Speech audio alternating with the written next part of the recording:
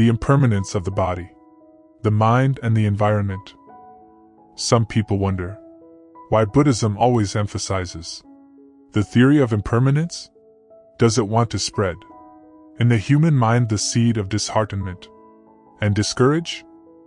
In their view, if things are changeable, we do not need to do anything, because if we attain a great achievement, we cannot keep it. This type of reasoning, at first, appears partly logical, but in reality, it is not at all. When the Buddha preached about impermanence, he did not want to discourage anyone, but warning his disciples about the truth. A true Buddhist has to work hard for his own well-being, and also for the society's. Although he knows that he is facing the changing reality, he always keeps himself calm. He must refrain from harming others. In contrast, strive to perform good deeds for the benefit and happiness of others. All things have changed, and will never cease to change. The human body is changeable, thus governed by the law of impermanence. Our body is different from the minute before to that of the minute after.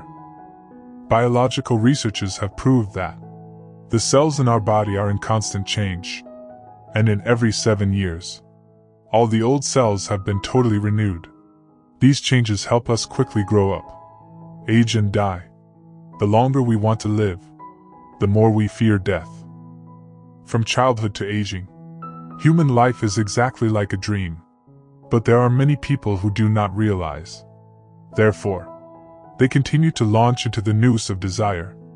As a result, they suffer from greed, and will suffer more if they become attached to their possessions. Sometimes at time of death, they still don't want to let go anything. There are some who know that they will die soon, but they still strive desperately to keep what they cherish most. Impermanence of the body means that the body withers rapidly, soon grows old and debilitated, ending in death. The ancients have lamented, "Oh, that time when we were young, and would ride bamboo sticks, pretending they were horses. In the twinkling of an eye, our hair is now spotted with the color of frost." What happened to all those brave and intelligent young men, and those beautiful and enchanting women of bygone days?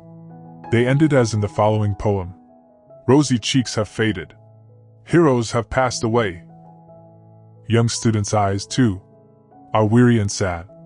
Not only our body is changeable, but also our mind. It changes more rapidly than the body. It changes every second, every minute according to the environment. We are cheerful a few minutes before and sad a few minutes later, laughing then crying, happiness then sorrow." Impermanence of the mind means that the mind and thoughts of sentient beings are always changing, at times filled with love or anger, at times happy or sad. Those thoughts, upon close scrutiny, are illusory and false, like water bubbles. Impermanence of the environment means that not only do our surroundings always change and fluctuate, but happiness, too, is impermanent. Succulent food, once swallowed, loses all tastes. An emotional reunion, however sweet and joyful, ultimately ends in separation. A delightful party soon becomes a thing of past. A good book, too, gradually reaches the last pages. What is immortal in this world? In the Lankavatara Sutra, the Buddha told Mahamadi, "O Mahamadi, the doctrine of immortality, advocated by the Blessed One, is not the same as that of other philosophers, not only as regards immortality, but as regards birth and impermanence. Why? According to them, there is a self-substance about which they assert immortality and unchangeability. My position is not that, for it does not fall into the categories of being and non-being. It goes beyond the categories of being and non-being, of birth and disappearance. It is not existence, nor is it non-existence. How is it not non-existent? because it is like unto a diversity of forms, appearing in a dream or maya. How is it not existent? Because the self-substance of forms is not to be asserted as existent. We see them as appearances, which are not realities. We grasp, grahana, them as before us. Yet they are not really graspable. For this reason, all existences are to be regarded neither as existent nor as non-existent.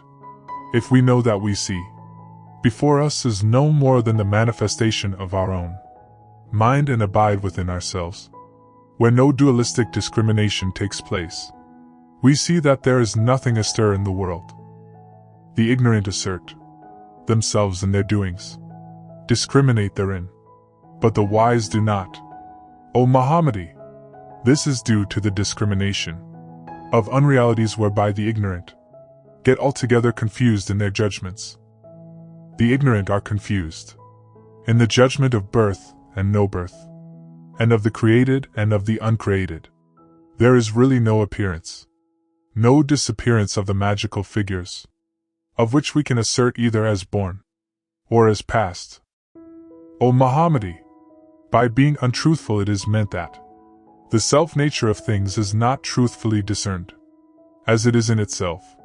When however an untrue view prevails, there is an attachment to the self-substance of things, failing to see them in their solitary quietude. And as long as this quietude fails to be seen, there will be no disappearance of wrongful discrimination. Therefore, Muhammadi, a view based on formlessness of things is superior to that based on form, because form is the cause of birth. When there is formlessness, it puts a stop to the rise of discrimination, and there is a state of immortality, which is nirvana.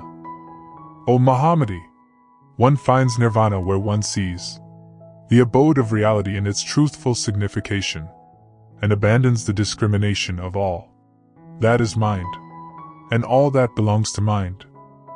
For theories regarding pervasive permanence, according to the Surangama Sutra, Book 9, in the part of the 10 states of the formation skanda, the Buddha reminded Ananda as follows.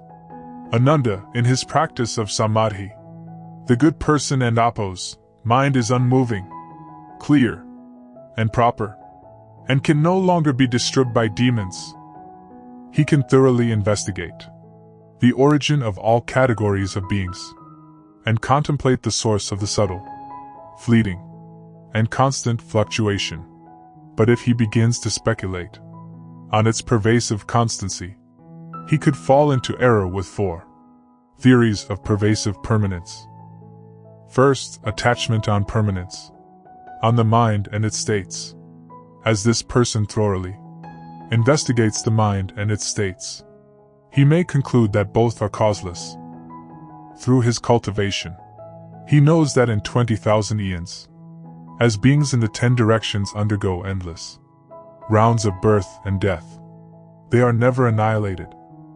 Therefore, he speculates that the mind and its states are permanent. Second, attachment on permanence, on the 4 elements. As this person thoroughly investigates the source of the 4 elements, he may conclude that they are permanent in nature. Through his cultivation, he knows that in 40,000 eons, as living beings in the 10 directions undergo births and deaths, their substances exist permanently and are never annihilated. Therefore, he speculates that this situation is permanent.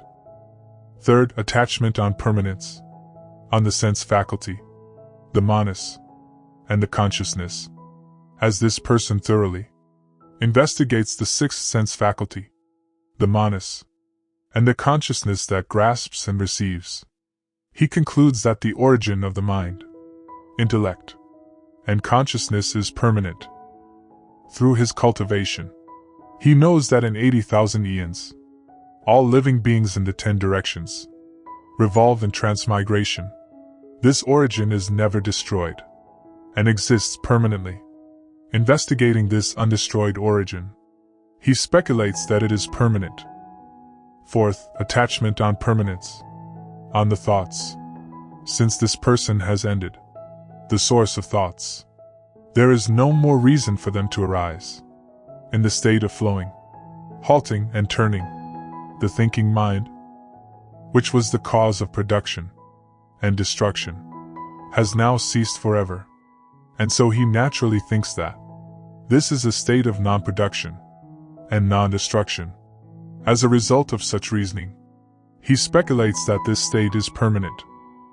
Because of these speculation of permanence, he will lose proper and pervasive knowledge, fall into externalism, and become confused about the Bodhi nature.